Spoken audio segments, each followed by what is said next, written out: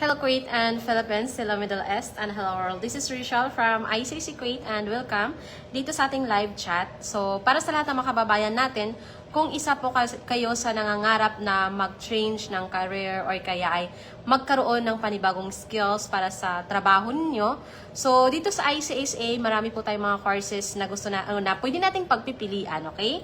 So dito, kung wala pa tayong idea or background kung paano gamitin yung computer and gusto nyo magtrabaho sa opisina, so meron tayong computer secretarial training course which is tuturuan po kayo ng inyong instructor from basic to professional level.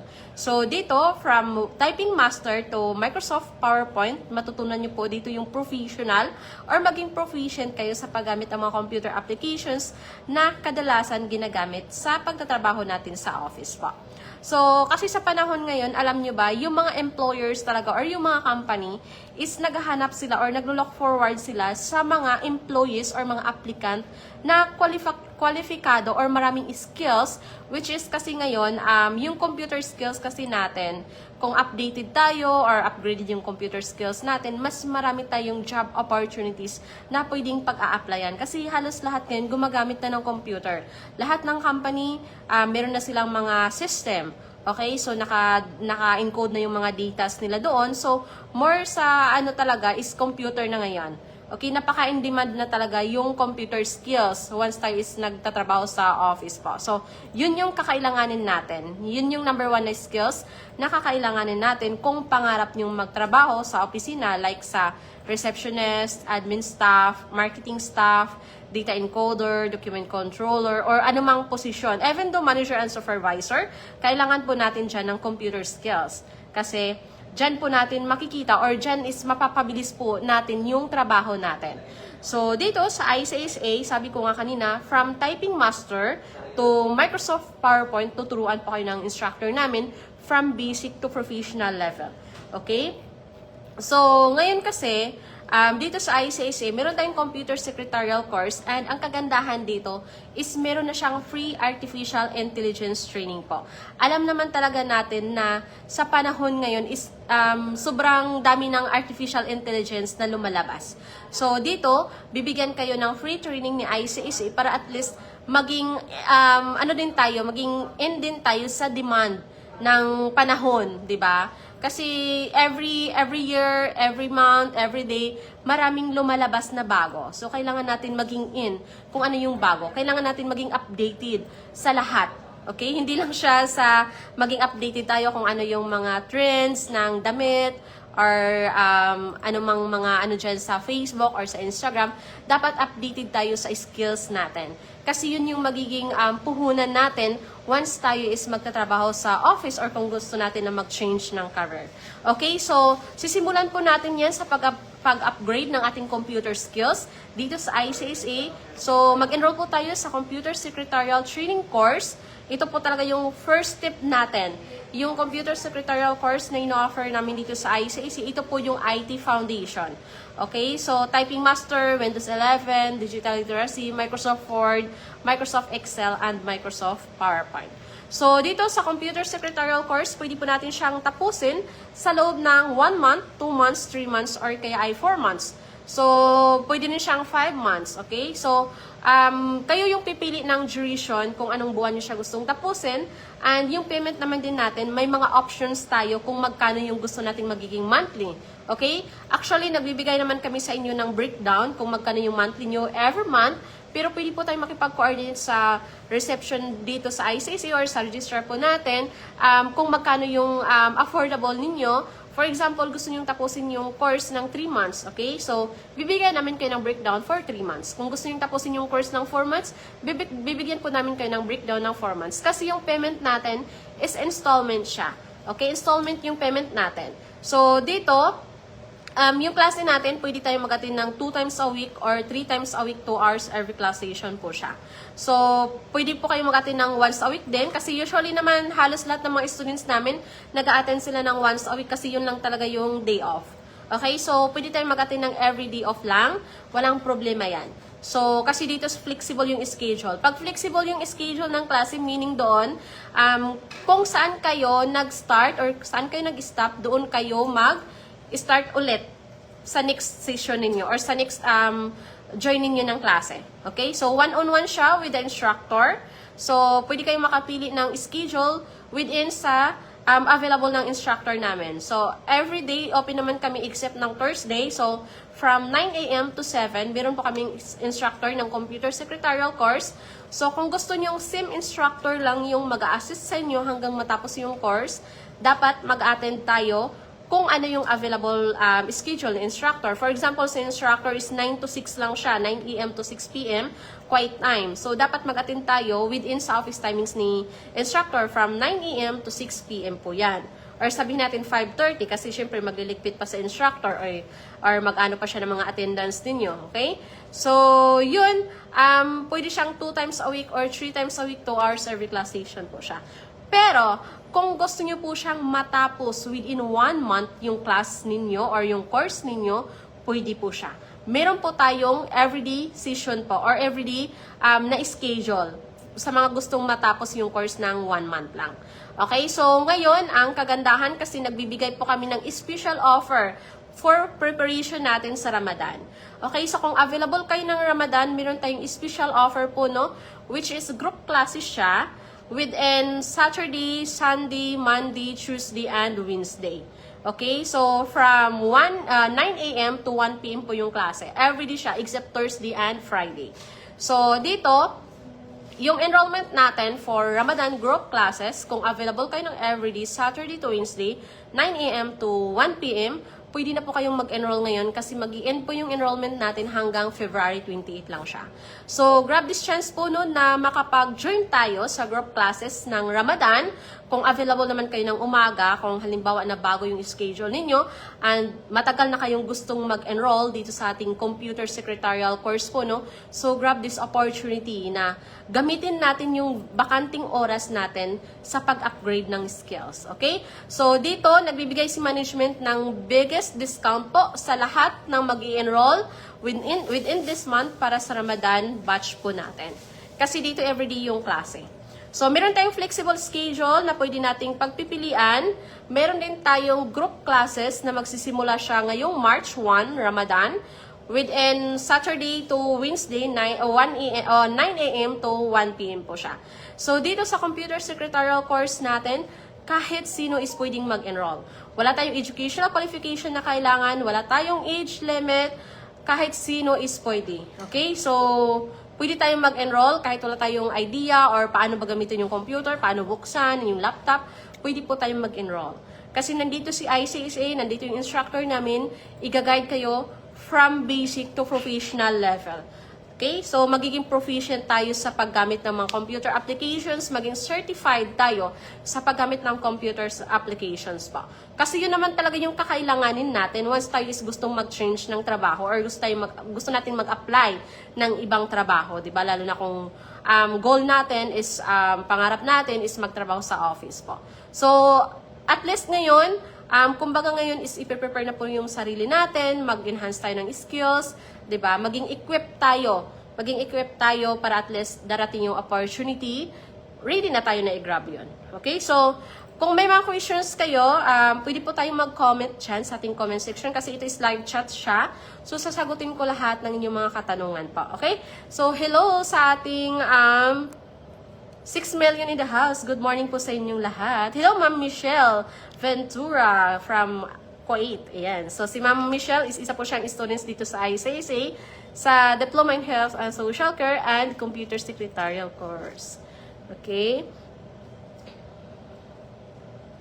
Okay, so yung requirements lamang po natin sa Computer Secretarial course po, no, is civil ID ninyo and picture 2x2 or selfie picture. Kung kayo is outside sa Kuwait, like for example, nasa Dubai, sa Qatar, sa Hong Kong, Taiwan, okay, ang requirements po natin is any valid ID. Pwede po siya. Okay?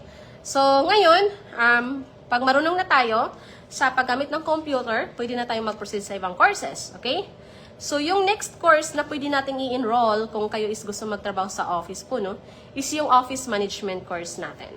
Kasi si computer secretarial course at office management course is magkaano po talaga sila tawag dito magkapatid yan. Hindi yan sila pwede magkakambal, hindi yan sila pwedeng maghiwalay kung gusto magtrabaho sa office po. Kasi si computer secretarial magkakaroon ka ng computer skills, which is kakailanganin mo yan kung nagtatrabaho ka sa office. Si office management course naman, magkakaroon ka ng skills sa office management. Okay? So, dito, magkakaroon ka ng skills sa communication, magkakaroon ka ng skills sa time management na pinaka-importante kung nagtatrabaho ka sa office. Dapat marunong kang mag-time management. Marunong ka hatiin yung oras mo, kung ano ba yung gagawin mo specific hours, di ba? So, kailangan maging flexible ka, mabilis kang mag-adapt para at least mabilis yung trabaho natin. So dito, tuturuan kayo ng instructor ninyo paano ba kayo maging proficient sa office work. Practical application po siya, yung office management course natin. So tuturuan po kayo ng instructor. Okay? So dito, matutunan din natin kung paano ba natin i-deal yung mga complaints. Kung for example, sa sales tayo nagtatrabaho. So hindi naman maiiwasan na may magko-complain, di ba? So, or sa reception, or sa basta kung halimbawa yung work nyo is more on marketing or sa field or 'di ba? Ang daming ano diyan na hindi natin maiiwasan kung nakikipag-deal tayo or nakikipag-usap tayo ng mga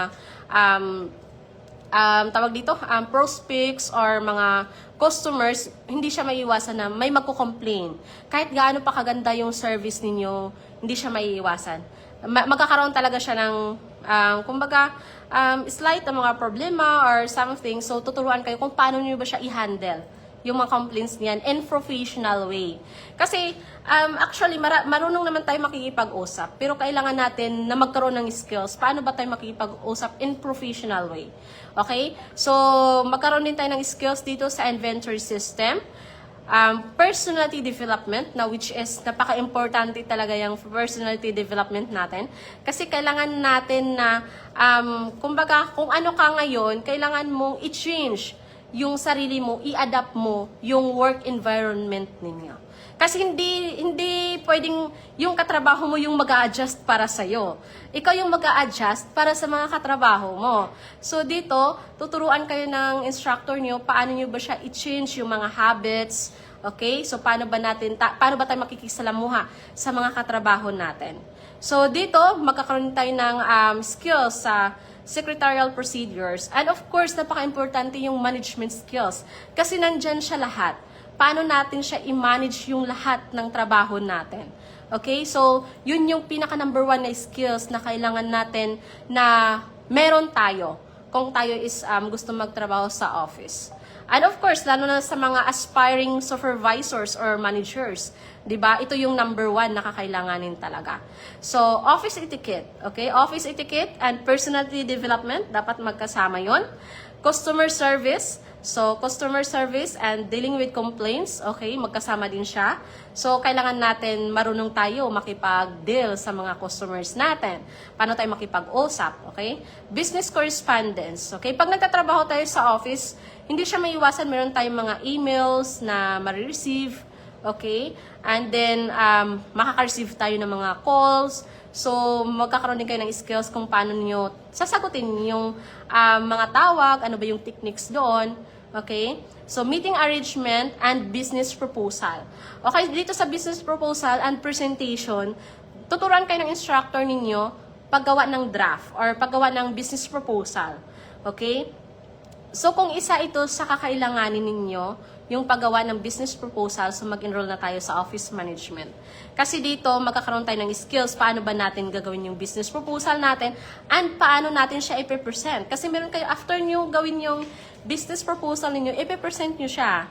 So, dito, maano talaga siya, magkakaroon talaga kayo ng communication skills ninyo. Kumbaga, may enhance pa yung confidence ninyo sa sarili ninyo. Okay? So, kung ito, yung mga kakailanganin ninyo para makapag-apply kayo ng trabaho sa office work, so mag-enroll na tayo sa office management course natin, which is once a week lang yung klase, every Friday, 2 p.m. to 5 p.m. po siya. Okay? So, available po siya sa face-to-face and online live interactive class via Zoom. So, kung hindi tayo available na magpunta dito sa office para mag-attend ng klase, pwede tayo mag-attend online class via Zoom. And an advantage dito is meron siyang recorded na pwede niyo siyang panoorin anytime na free kayo. Okay? So, yun yung advantage natin dito sa office management course. Kasi, marami tayong mga, tawag dito, mga materials na ma-access kasi meron tayong students portal which is accessible siya sa mga students po. Okay? So, meron tayong website. Once officially enrolled kayo, bibigyan po kayo ng inyong instructor ng user ID at password para ma-access yung mga materials natin sa website po. Okay? Ayan. Hello, 6 million. Hello, Ma'am Michelle. Good morning po. Hello, Ma'am Lim. Good morning po. Hello, Ma'am Mumina. Good morning. Thank you for watching sa live natin. Okay. Hello sa 5 million. Ayan. So, pwede po tayong mag-comment down below po no, kung meron tayong mga questions. Okay. So, si Office Management course is 4 months duration lang siya. So, once a week yung klase. Every Friday lang po siya. Every Friday lang yung klase natin. So, pwede po kayong mag-join dito once a week. Kung twice a month lang yung day off nyo, walang problema. Kasi pwede kayong mag-attend ng twice a month, every Friday, and then yung other weeks nyo, i-attend nyo siya ng online class. Okay, so at least meron tayong laptop na magagamit sa pag-aaral para at least hindi tayo mahirapan sa paggawa ng mga exercises natin dito. Lalo na sa paggawa ng business presentation or business proposal kasi gagawin nyo siya sa Microsoft PowerPoint or sa Canva. Okay? So, dito talaga, pag mag-enroll tayo sa Office Management course, dapat marunong na tayo sa paggamit ng computer kasi hindi na kayo tuturuan ng inyong instructor kung paano ba gamitin yung computer. So, yan, maging in demand po tayo, no?